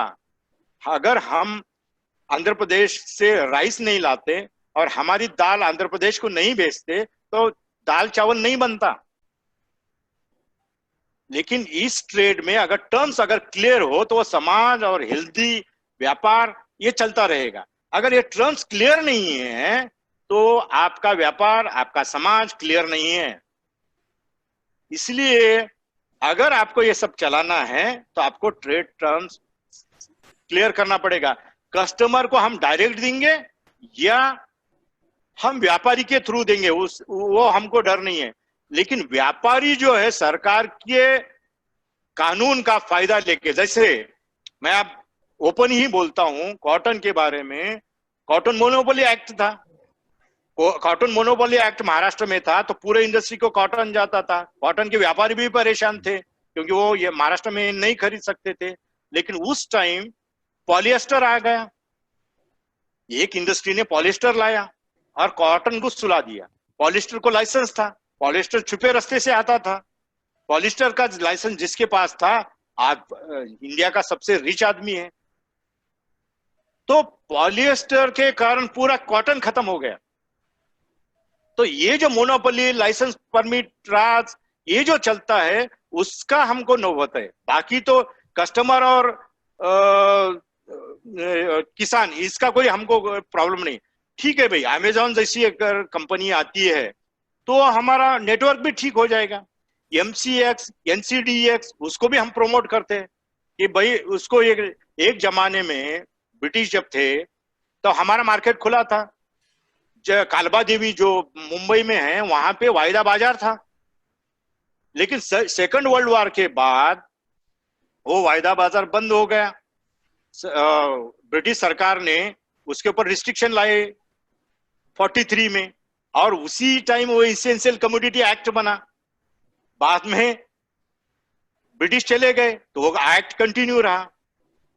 ब्रिटिशों ने 21 चीजों के ऊपर बैन किया था। बाद में इंदिरा गांधी ने वो 21 में से 3 चीज छोड़ के बाकी सब चीज पे बैन की थी। 3 चीज में ये थी कि हल्दी, गुड़, जागरी और मुझे लगता है ब्लैक पेपर, ये 3 चीजों को छोड़ के इंदिरा गांधी ने सब पे बैन लगाया था। वाजपेयी सरकार ने 1 सितंबर 2001 को 713 चीजें फिर से बाहर निकाला, तब हमने एनडीए को सपोर्ट किया था। ये सब बहुत बड़ा राजकीय षड्यंत्र है जो चलते रहता है। हम की राजनीति में किसी को मदद करते हैं तो किसान का भला करने के लिए जो भी आए, भले राक्षस भी आए, हम मदद करेंगे। आप अगर अच्छा काम करते किसान के लिए तो हम आपको, अगर आप तो हमारे दुश्मन है, विरोधक है, सरकार है, ये हम देखते नहीं। ठीक है, तो आखिरी में आप क्या कहना चाहेंगे सवाल जवाब होने के पहले? कुछ कहना मैं चाहेंगे? ये कहना चाहता हूं कि आप किसान को समझने की कोशिश कीजिए। किसानियत ये बहुत बड़ी चीज है। एक दाने का 100 दाने करने का तरीका यहीं पे है, और पूरा इवोल्यूशन मैन की जो थ्योरी है उसके एक्सेस प्रोडक्शन के कारण, उसके जो बचत हुई है, उससे यह सब रिवोल्यूशन हुआ है। नहीं तो हम जंगल में डेली का फूड ढूंढने के लिए घूमते रहते थे। अगर खेती नहीं होती तो ये सब खड़ा नहीं होता। खेती पे आज आदमियों का जो बोझा हो गया है, मनुष्य का बोझा हुआ है, वो थोड़ा कम करना चाहिए, लोड कम करना चाहिए। जैसे प्रगत राष्ट्रों में, अमेरिका में 2% लोग खेती पे है, यूरोप में 4% लोग है, जापान में 4% लोग है। लेकिन जापान सबसे बड़ा खेती के बारे में पॉजिटिव सोचने वाला देश है। जैसे जापान जब स्वतंत्र हुआ 1921 में, तब उनके प्रेसिडेंट ने पहले बोला कि भाई अपना सोर्स क्या है, तो उन्होंने कहा कि राइस ही अपना इनकम है। जब इंडस्ट्रियल रिवोल्यूशन नहीं था उनके पास, ना टेक्नोलॉजी थी, तब उन्होंने राइस की कीमतें बाजार के कीमती से 10 गुना कर दी। बोले कि भाई जिसको भी राइस खाना है तो ये कीमतों में खरीदना पड़ेगा। जब किसान बचेगा, उसमें उसके पास पैसा आएगा तो सब हो जाएगा। उसी थ्योरी में जापान खड़ा रहा। आज भी जापान में 1-1 इंच में राइस लगाया जाता है और जमीन यूज की जाती है, क्योंकि वहां पे पॉजिटिव सब्सिडी है। कितनी पॉजिटिव है? 90% पॉजिटिव सब्सिडी है अपने हिसाब से देखा जाए। मतलब इंटरनेशनल मार्केट से वो, आप जापान में जाएंगे तो सबसे महंगा खाना मिलेगा, सबसे महंगा खाना। यूरोप में 65% पॉजिटिव सब्सिडी है, अमेरिका में 30% पॉजिटिव सब्सिडी है, हमारे पास निगेटिव सब्सिडी है। इसलिए हम अगर 0 को भी आते हैं तो हम रीच हो जाएंगे। आज हजारों लोग गांव आ रहे हैं।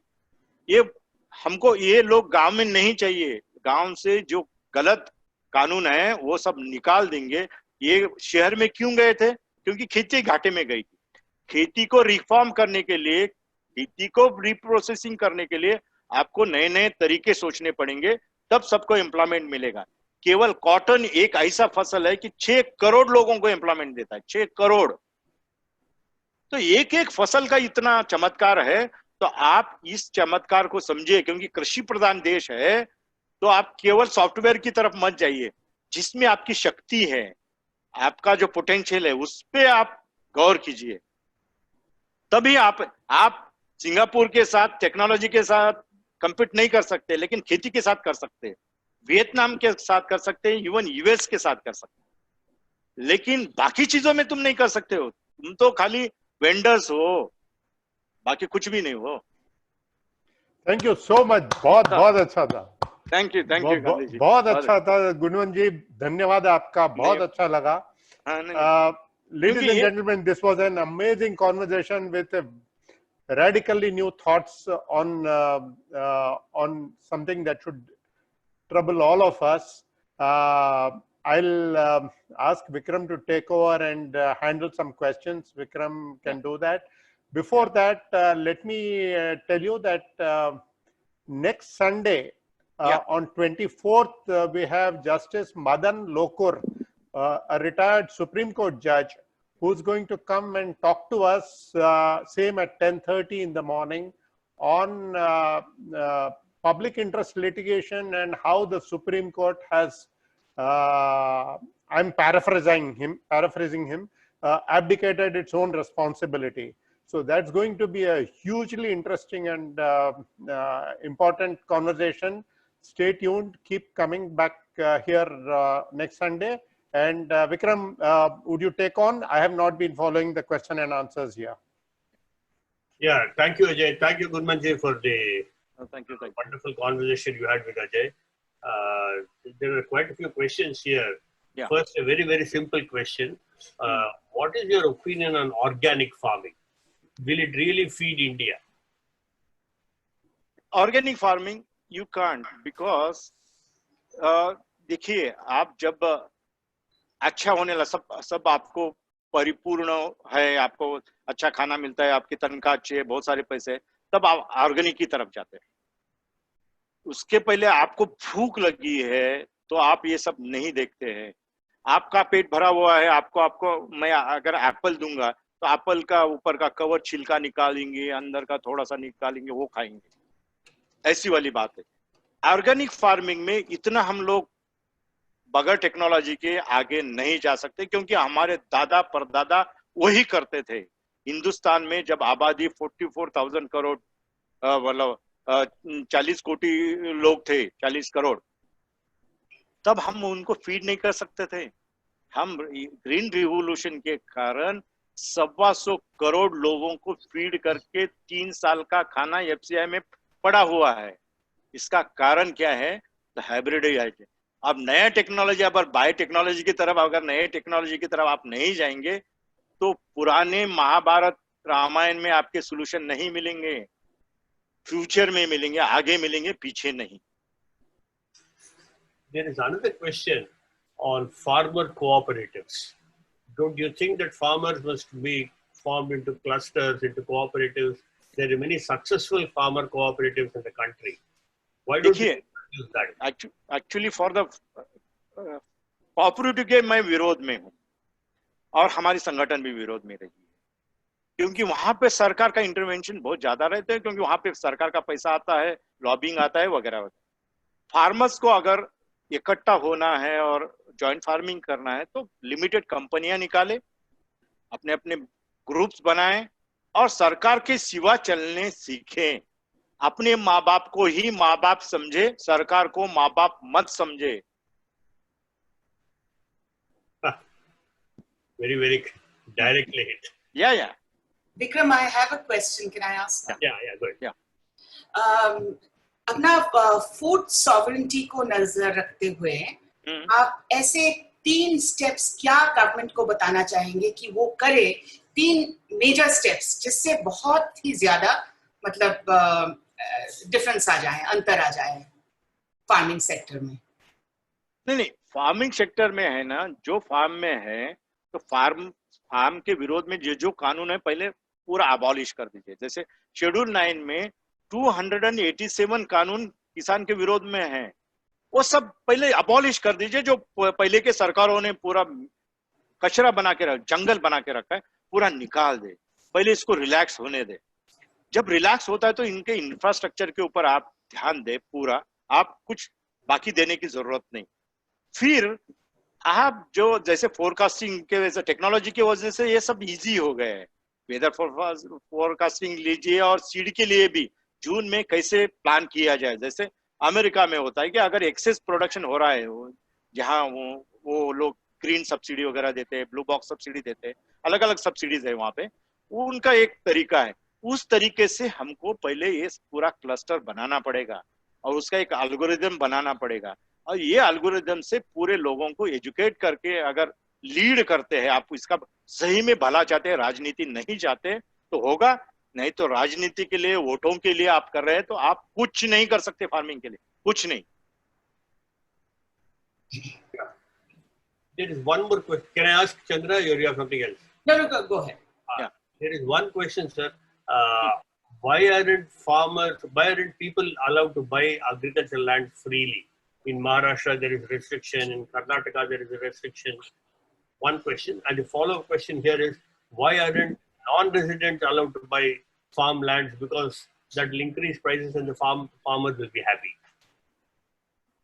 No, first question I could not understand. There are restrictions for non-farmers buying farmlands. There is a law. There is a law because they have made a law. See, this law is in 9th schedule. If that law is in 9th schedule, you can't challenge because Article 31B will support for that. Because you can't buy a land. There is a law, and for that law, you can't go to the court because there is a support of Article 31B. That is a big explanation. Actually, see, I'll quote a simple example. Somebody, like a James Bond, somebody's name is written in Schedule 9 that he has got a license to kill. So he can kill anybody. You can't go, you can't blame him 302 or something. Because that is you can't challenge because that his name is in 9th schedule and he has got the rights to kill, right? Like a James Bond. So that is the law. We have to abolish the law. That is the only thing. Then only it will be happen. If you are doing some solutions, you are treating a cancer patient with the painkiller. That's all. That is the thing. So you would recommend that these non-residents can buy land in India? Because there is a ban on that also. That is also, actually it should be better. See, there is no country, I said, in globalization, anybody can go. In America, you can go and you can buy the land. They are very happy. Austria, they are welcoming. Canada, they are welcoming. If you are going in Canada with as a farmer identity, they will put a red carpet for you. You should have knowledge of doing farming. That's the reason they are doing. Nobody wants to do the farming in America because girls are not dating with the farmer's son in America. Patilji? Vikram, Yeah. we have one participant, Satish Borolkar, Yeah. who has been wanting to talk. I would allow him to talk and make his comments. Yeah. Satish ji, would you want to say something? Yes, to unmute. Satish ji, बोलिए. you wanted to say something. वकील साहब बोलिए. Are you listening me? हाँ जी, बोलिए बोलिए. गुणवंत पाटिल जी, हाँ बोलिए. आपने जो बोला बहुत महत्वपूर्ण और बहुमूल्य बोला है. गुणवंत पाटिल जी ने जो कहा है वो क्षेत्रीय संगठन की हमारी नीति और फिलॉसफी है. मैं उनका धन्यवाद करता हूँ पहले. और मैं भी कोई सवाल नहीं पूछना चाहता हूँ. जो गुणवंत पाटिल जी ने और क्षेत्रीय संगठन और शरदोषिनी जी जो हमको सिखाया है वही गुणवंत पाटिल जी ने बोला है. ओके, धन्यवाद. इसलिए मेरा कोई उनसे सवाल नहीं है. ठीक है, धन्यवाद. धन्यवाद. Thank you so much. Thank you.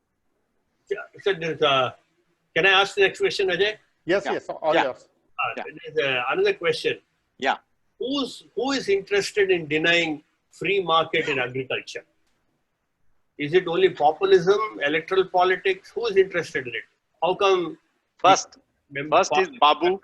Huh? First is Babu. Yeah. Second is this network. They're like APMC and industrial this thing. All that because they are weakened person, very weak person. They can't compete with the world, right?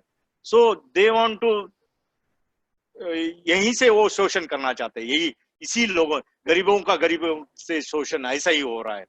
जब British चले गए ना, British चले जाने के बाद उनके rule वैसे ही रहा ना. ब्रिटिश चले गए लेकिन रूलिंग तो वैसे ही रहा.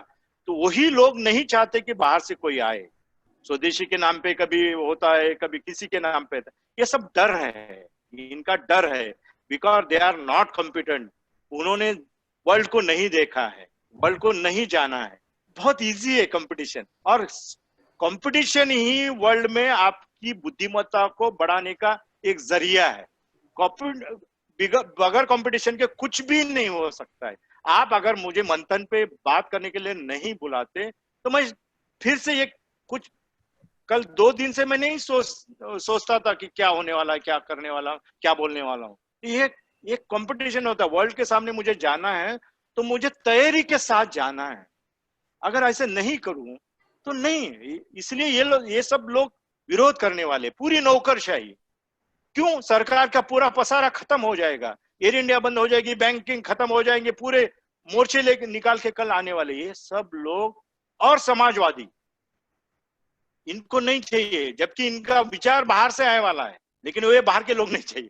ये सब विचित्र है। एफडीआई इधर नहीं आना चाहिए, एफडीआई कहाँ आना चाहिए? ऊपर ही आने चाहिए, रिटेल मार्केट में नहीं आनी चाहिए। क्योंकि वॉलमार्ट अगर आ जाए तो किसान से खरीदेगा। वॉलमार्ट तो कारखाने में नहीं बनाएगा, सब चीज किसान से खरीदेगा। सबसे ज्यादा फायदा वॉलमार्ट का किसको होगा? किसान को होगा। यहाँ के पेंसिल बनाने वाले, रबर बनाने वाले को नहीं होगा। तो वो डर रहा है और वो आने नहीं देता है किसान के नाम पे। Vikram, can I ask a question? Patil ji, ये बताइए कि एक समय ऐसा था कि काफी लोग गांव छोड़ के बाहर चले गए, खेती बाड़ी नहीं करना चाहते थे। आप अभी बता रहे थे कि अमेरिका में लड़कियां डेट नहीं करती हैं जो खेती बाड़ी करते हैं। तो हमारे देश में खेती बाड़ी इतना ही मतलब पैसा नहीं मिलता था, तो लोग बाहर निकल गए। अभी कोविड के वजह से माइग्रेंट लेबर्स वापस जा रहे हैं और लगता है कि काफी लोग जो है टाइम लेंगे फिर से अर्बन सेंटर्स में आने के लिए। ये लोग फिर शायद खेती बाड़ी में ही जाएंगे। तो इससे आपको क्या इम्पैक्ट होगा, क्या लग रहा है? ये देखिए, जैसे अर्थशास्त्र में ग्राफ बोलते हैं ना, जो ये निकालते हैं, तो इस तरह के है, जैसे ऊपर से नीचे आ गया ग्राफ आपका अर्थव्यवस्था का, तो यू टर्न लेगा या वी टर्न लेगा या एल टर्न लेगा, ये वाली बात है। देखिए, खेती तो घाटे का सौदा है। ये लोग तो वहां ऑब्जर्व नहीं हो सकते क्योंकि यहाँ पे खाना नहीं मिलता है। और मुंबई में जाके एक रूम में 12 लोग रहने वाले, इतनी बुरी अवस्था में वहां गए। अभी जो वापस आए तो इमोशनल है, दिस इज इमोशनल इशू। अभी इमोशनल होने के कारण इमोशन ज्यादा दिन नहीं टिकेगा उनका। जब पेट खाली पेट न भजन होई गोपाला, पेट यहाँ ये लोड हो जाएगा खेती के ऊपर। ये यहाँ पे उनके लिए कोई काम भी नहीं। खेती में तो पहले से ही बुरी हालत है। खेती में लागत मूल्य नहीं मिलने से मजदूरी भी कम मिलती थी। मजदूरी कम मिलती थी तो शहर में कुछ तो काम किया तो ज्यादा मजदूरी मिलती थी। ये शहर में जाके लोग वहां से इधर पैसा भेजते थे। जहां जहां ज्यादा, जिस गांव से ज्यादा लोग बाहर गए वो गांव ठीक था क्योंकि वो पैसे आ रहे थे, कुछ मनी ऑर्डर्स इधर आ रही थी। लेकिन अगर ये वापस नहीं जाएंगे तो कारखानों को घाटा होगा, वो ऑटोमाइजेशन कर लेंगे, टेक्नोलॉजी ढूंढेंगे, इसमें जो पीरियड जाएगा वो थोड़ा स्लैकिंग रहेगा।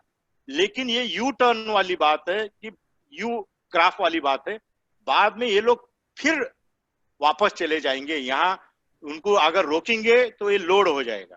और शहर की आज हालत ऐसी है कि गए 60 साल में शहर की तरफ जिस तरीके से देखा जाना चाहिए था वो कुछ भी नहीं देखा गया। पूरी झोपड़पट्टियां देखिए, झुग्गी झोपड़ियों में कौन है? पूरे किसान के बेटे हैं। पूरे रेड लाइट एरिया में किसान की बेटियां हैं। हमें शर्म आती है। लेकिन पूरा सब जो भी हो रहा है वो किसान को नंगा करने के कारण ही उसके ये सब रिजल्ट है। ये लोग आज डर के आए, इमोशनल इश्यू में बाहर आए, लेकिन वो वापस जाएंगे, जाना पड़ेगा क्योंकि गांव में नहीं रह सकते। गांव में कोई उतनी सुविधा नहीं है जो शहर में उन्होंने सुविधा उतने तकलीफों के बावजूद, विदाउट ड्रेनेज, विदाउट टॉयलेट, रास्ते पे कुछ भी गंदा किया है, मच्छर है, फिर भी वहां रहे उन्होंने क्योंकि पैसा मिलता। यहाँ पैसा भी नहीं है, कैसे चलेगा ये सब? इसलिए ये यू वाला ग्राफ है, फिर से वापस आ जाएगा। लेकिन हमको रिफॉर्म देखना पड़ेगा। मैं कल सीतारामन के बारे में लोगों ने बोले कि मैं पोस्ट कुछ तो आपकी आनी चाहिए, तो मैंने कहा कि थैंक यू तो करो ना, क्यों उसके कारण कुछ तो निर्णय हो रहे हैं। मैं कभी भी बोलता, जब गुस्से में आता था मुझे लगता था कि बड़ा युद्ध होना चाहिए, नहीं तो बड़ा अकाल पड़ना चाहिए जिसके कारण कुछ सिस्टम सुधरेगी। नहीं तो सिस्टम तो एंजॉय कर रही है, हर चीज का एंजॉय करती है सिस्टम। अकाल का भी एंजॉय करती है सिस्टम। अकाल पड़ता है तो बांटने वाले बाहर आ जाते हैं, मसीहा बाहर आ जाते हैं, दान धर्म करने लगते हैं। ये सब बहुत गलत तरीका है। इसलिए ऐसा मत डरिए कि भाई इसको आप सोल्यूशन निकाल के, ये आपको सिम्टम्स दे रहा है, कोविड-19 आपको सिम्टम्स दे रहा है कि आपकी औकात क्या है, आपके दवाखाने कैसे है, आपके नौकर का, आप खाली इनका कितने दिन पीठ के ऊपर हाथ घुमाओगे और फूल ऊपर से बरसाओगे, ये ज्यादा दिन नहीं टिकेगा, सब धीरे धीरे धीरे डाउन हो जाएगा और ये बहुत क्राइसिस बड़े हो जाएगी। इसलिए सुधर जाओ, जो राजनीति है खत्म करो और रियल फैक्ट्स पे आ जाओ, तभी ठीक होगा, नहीं तो नहीं ठीक होगा। There's one more question, sir. A very interesting question from a good friend of mine. Yeah. He says that the controlled prices in rice and wheat are actually benefiting the common man. And if you allow that to be governed by market forces, then even for 1 year, if these prices are above the reach of the common man, it won't be very good for them. Your opinion on this? Okay. देखिए, मैं गरीब के विरोध में नहीं हूँ। आपको गरीब करना है, ऐसे स्टेट चलाना है, आप चलिए, मैं उसके विरोध में नहीं। तो आप हमारा घ्यू मत बांटिए, आप उनको कूपन दीजिए, एक फूड कूपन जिसे कहते हैं, आप फूड कूपन दीजिए, किसी भी मार्केट में जाके मार्केट के भाव से तू ले ले, उसको महीने में जितना लगता है उतना का कैलकुलेशन करके सरकार उसको फूड कूपन दे और वो बाजार के भाव से वो खरीदे, उसमें वो फूड ही खरीद सकता है, बाकी चीजें नहीं खरीद सकता है। अगर ऐसा होता है तो ये ऑब्जेक्शन खत्म हो जाएगा, बराबर। और बाजार में जो डिस्टॉर्शन है 2 रुपए के कारण, ये जो माफिया चलता है, ये जो ब्लैक मार्केटिंग होता है, पब्लिक डिस्ट्रीब्यूशन सिस्टम, ये करप्ट सिस्टम है, बस पूरी खत्म हो जाएगी, पूरी खत्म हो जाएगी। पूरा पब्लिक डिस्ट्रीब्यूशन सिस्टम को ही खत्म करना पड़ेगा। लेकिन गरीब के नाम पे बहुत अच्छा लगता है, ये गरीब के नाम पे तो पूरी राजनीति चलती है और गरीब को भी बुरा लगता है कि ये किसान ऐसे कैसे बोल रहे हैं, हम मर जाएंगे। हम मरने की बात ही नहीं कर रहे, आपको कूपन मिलेगा। इवन एजुकेशन को भी आप कूपन दीजिए, पूरी संस्थाएं खत्म कर दीजिए। एजुकेशन भी आप जाके किसी भी बड़े कॉलेज में पढ़ सकते हैं, आप वो कूपन दीजिए और अच्छी स्कूल में पढ़िए। हमारे गांव में ऐसे स्कूल मत खोलिए खाली डोनेशन के नाम पे। तो लोगों में गुणवत्ता आएगी, कंपटीशन होगा और मोरालिटी तैयार होगी। हर चीज अगर सरकार से है तो हमारे में कोई पोटेंशियल ही नहीं बनेगा। Correct. 2 more questions, sir. We're going to wind up. Yes, sir. One is the FDI in agriculture. Yeah. Don't you think that that will get better capital, better technology, and they should be permitting 100% FDI in agriculture? Yeah, 100% FDI अगर आता, सरकार के पास अगर पैसे नहीं है, सरकार नौकरशाही की पगार, अब महाराष्ट्र सरकार की ऐसी हालत है कि अगले 40 दिन के बाद हम यहाँ की सरकारी नौकरों को तनख्वाह नहीं दे सकते हैं। महाराष्ट्र सरकार के ऊपर 5 लाख करोड़ का बकाया है। ये सरकारी नौकरों को कैसे चलाएगा? 1 रुपया अगर सरकार के पास आता है तो 72 पैसा तो इनका खर्चे में जाता है, 26 पैसा तो इनका ब्याज में जाता है, तो 6 पैसे में ये क्या करेंगे? अगर ऐसा है तो एफडीआई को आने दो। एफडीआई के मूल तत्व में ऐसा है कि इंफ्रास्ट्रक्चर के ऊपर उनका 50% खर्चा करना पड़ेगा, ऐसा एग्रीमेंट है। 40% 50% वहां पे एक सीलिंग है, उतना पैसा आपको इंफ्रास्ट्रक्चर में खर्चा करना पड़ेगा। वो खुद खर्चा करेंगे और डेवलप करेंगे। लेकिन आप अंदरूनी पॉलिसी चेंज करते हैं, आप कुछ भी अंदर करते हैं तो लोग डर के यहाँ नहीं आएंगे। आपको लग रहा है चाइना से लोग यहाँ भाग के आ जाएंगे? बिल्कुल नहीं आएंगे, क्योंकि आपकी कोई नीति ठीक नहीं है, आप कोई स्टेबल नहीं है। जैसे प्याज के बारे में दीजिए कि जो प्याज का एक्सपोर्ट करने वाला लोग व्यापारी है, अगर एक्सपोर्ट करता है, सामने वाले को कमिटमेंट करके रखता है और यहाँ पॉलिसी बदल जाती है तो क्या करेगा सामने वाला? सामने वाला बोलेगा साला तू तो झूठा है, एक बार कमिट करता है, एक बार तोड़ देता है, एक बार कमिट करता है, इसलिए हमारे पास कोई कमिटमेंट ही नहीं करेगा, कोई नहीं आएगा इधर। वो वियतनाम जाएंगे, थाईलैंड जाएंगे, श्रीलंका जाएंगे, लेकिन यहाँ नहीं आएंगे, बांग्लादेश जाएंगे लोग। हाँ, आपको पहले ये सब सिस्टम पहले ठीक करना पड़ेगा। सामने वाले को मैं अगर किसी चीज पे पैसा लगा रहा हूँ तो मैं बेवकूफ थोड़ा ही हूँ कि आपके भले के लिए वहां आ रहा हूँ, मैं मेरे स्वार्थ के लिए है। और स्वार्थ बहुत बड़ी चीज है, हम किसानों को भी स्वार्थ ही सिखाते हैं। ये निस्वार्थ की जो भावना है ना, उसमें हम बह गए। हमको राजा, बलि राजा कहा है, राजा कहेगा, बलि राजा नहीं बने, हम बलि बने, बलि के बकरे बने। The last question, Sardar. Sir. If you have to name 3 reforms Yeah. you are expecting from Yeah. government, from anyone, Yeah. and what are those 3, and what should we as citizens do to make the life of a farmer better? देखिए, farmer की life अच्छी बनाने के लिए आपको sympathy नहीं, आपको support करना पड़ेगा। सिंपैथी नहीं चाहिए, आपको रियल सोचना पड़ेगा कि ये प्रोड्यूसर है, प्रोड्यूसर शुड बी रिस्पेक्टेड, बस इतना है। अब रिफॉर्म्स कहाँ होना चाहिए? रिफॉर्म्स तो आपको अगर खेती सुधारना है तो मैंने 3 स्टेप पहले ही बोला, मैं वो थोड़ा सा रिपीट भी करूंगा कि भाई पहले इसके ऊपर जो बोझा है, इसके ऊपर जो मानसिक तनाव है, ये सब पहले खत्म कर दो, पहले उसको कॉन्फिडेंट में आने दो। बाद में रिफॉर्म, पूरे इंफ्रास्ट्रक्चर में रिफॉर्म्स करते टाइम पूरे क्वांटिटी रिस्ट्रिक्शन से लेके licence quota permit raj, essential community act, land acquisition act, ऐसे जो एक्ट है वो पूरे खत्म कर दीजिए, खत्म कर दीजिए। जब आपको बहुत ही इसेंशियल है तब ही कहीं लैंड आप ले सकते हैं, लेकिन बाजार के भाव से आपको लेना पड़ेगा, वेटिंग करना पड़ेगा। अगर वो किसान नहीं चाहता है तो आपको आपके प्लान बदलने पड़ेंगे। यहाँ तक जैसे प्रॉपर्टी राइट्स का सवाल है, उस टाइप का अगर आप प्रॉपर्टी राइट्स की तरह अगर उसको स्ट्रॉन्ग करते हैं तो ये रिफॉर्म्स होगा। जुडिशियल रिफॉर्म्स से लेके फाइनेंशियल रिफॉर्म्स से लेके पूरे कलेक्टर ऑफिस आपको बदलने। ब्रिटिशों के पूरे अधिकार आज भी कलेक्टर के हाथ में है। किस लिए चाहिए आपको? लैंड के बारे में 3 अलग अलग ऑफिस, लैंड गिनने वाला ऑफिस अलग है, रेवेन्यू वाला अलग है। ये सब पूरे जुडिशियल रिफॉर्म से लेके एडमिनिस्ट्रेटिव रिफॉर्म्स करना पड़ेगा। और इतने सारे सरकारी नौकरों की जरूरत नहीं है, सब खत्म कर दो, क्योंकि सरकार का कारोबार ही खत्म हो जाएगा तो सब नौकरशाही भी चली जाएगी। जो पावर इकट्ठा हुआ है ना, वो पहले खत्म कर दो, सब ठीक हो जाए, सब ठीक हो जाए। ये सरकार चाहती तो करती थी, कर सकती थी, क्योंकि ऐसे क्राइसिस में आई थी कि वो कर सकती थी। मुझे लगा कि बहुत मिरेकल होगा।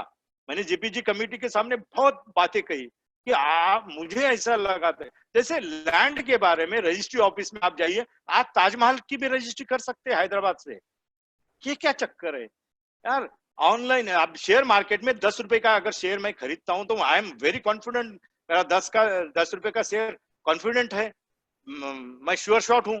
लेकिन आपके जमीन के बारे में, प्लॉट के बारे में, आपके दुकान के बारे में आप कुछ भी कॉन्फिडेंट नहीं, क्योंकि कौन कब कब्जा कर लेगा और किसके नाम पे है। दादाजी की जमीन आप भी पोते के नाम पे हुई नहीं। अरे क्या है? लैंड मार्किंग ब्रिटिशों ने किया था, हमने कुछ भी नहीं किया, कुछ भी लैंड मार्किंग नहीं है। कोई किधर से भी जिसका डंडा उसकी भैंस। ये टोटल रिफॉर्म्स के लिए कितनी जगह पड़ी है आपके लिए? आप तो धड़ डिसीजन अगर लेते हैं तो सरकार इतनी पॉपुलर हो जाएगी, मुझे लगता है, क्योंकि हमारा जो कॉन्टिनेंट है, हमारा जो देश है, ऐसी अच्छी जगह पे फिक्स किए वाला है जहाँ पे अच्छी धूप है, अच्छा पानी है। इतना आत्महत्या होते हुए भी हम नालायक किसान खेती कर रहे हैं ना साहब। हम छोड़े नहीं, अभी हम मेहनत करने के लिए तैयार है, फिर भी आप हमारा एडवांटेज नहीं ले रहे हो, तो हमको पूरा मार के ही एडवांटेज लेंगे क्या? इसलिए ये पूरे रिफॉर्म्स की जरूरत है, पूरा खड़ा करने की जरूरत है। और इतने जल्दी से अगर धड़ अगर, जैसे मैं नरसिंह राव को और मनमोहन सिंह को मानता हूं 93 वाले, क्योंकि 93 में मैं जब वो बजट सुन रहा था तब से मैं सिंह साहब का फैन बना, लेकिन वो पंतप्रधान होने के बाद नहीं बने। तो इतिहास में अगर नाम किसी अच्छे पंतप्रधान का लिखा जाएगा तो फर्स्ट नरसिंह राव का, बाद में स्वदेशी वाले वाजपेयी जी का। स्वदेशी वाले का नारा होते हुए भी वाजपेयी जी ने जितने रिफॉर्म्स किए हैं शायद किसी ने किए नहीं, जबकि उनके ऊपर स्वदेशी का बहुत बड़ा प्रेशर था। ये बड़े लोग हैं, ये बड़े लोग कुछ करना चाहते थे, बाकी तो साहब राजनीति है। वो तो है। Thank you.